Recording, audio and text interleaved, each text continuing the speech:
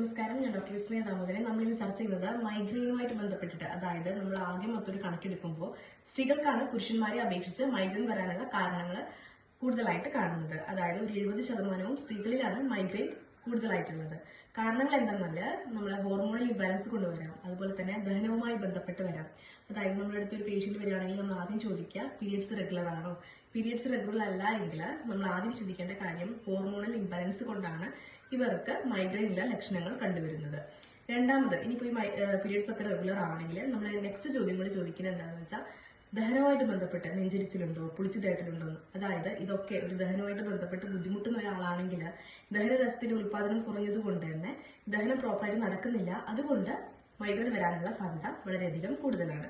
ഇനി ഈ രണ്ട് കാരണങ്ങളിലും യാതൊരു ബുദ്ധിമുട്ടും ഇല്ലാത്ത ഒരാൾക്കാണ് ഈ മൈഗ്രെയിൻ തലവേദന വരുന്നത് എങ്കിൽ, അതായത് മൈഗ്രെയിൻ ഹെഡേക്ക് വരുന്നുണ്ടെങ്കിൽ നമ്മൾ ചിന്തിക്കേണ്ട കാര്യം എന്താണെന്ന് വെച്ചാൽ ഇവർക്ക് ന്യൂറോണൽ ഇഷ്യൂ കൊണ്ടാണ്. അതായത് നെർവിലുള്ള രക്തത്തിന്റെ പമ്പ് ചെയ്യുന്നത് പ്രോപ്പർ അല്ലാത്തത് കൊണ്ടാണ് ഇവർക്ക് തലവേദന വരാനുള്ള സാധ്യത കൂടിയത്. അപ്പോൾ കാരണങ്ങൾ എന്താണെന്ന് കണ്ടെത്തി മെഡിസിൻ എടുക്കുകയാണെങ്കിൽ നമുക്ക് ഈ മൈഗ്രെയിൻ മാറ്റിയെടുക്കാവുന്നതേ ഉള്ളൂ. അതായത് കംപ്ലീറ്റ്ലി ക്യൂർ ആവുന്ന ഒരവസ്ഥയാണ് മൈഗ്രെയിൻ എന്ന് പറയുന്നത്. 20-30 വർഷം ടാബ്ലറ്റ് കഴിച്ചുകൊണ്ട് നമുക്ക് ജീവിതകാലം മൊത്തം കൊണ്ടു നടക്കേണ്ട ഒരു കാര്യമല്ല മൈഗ്രെയിൻ എന്ന് പറയുന്നത്.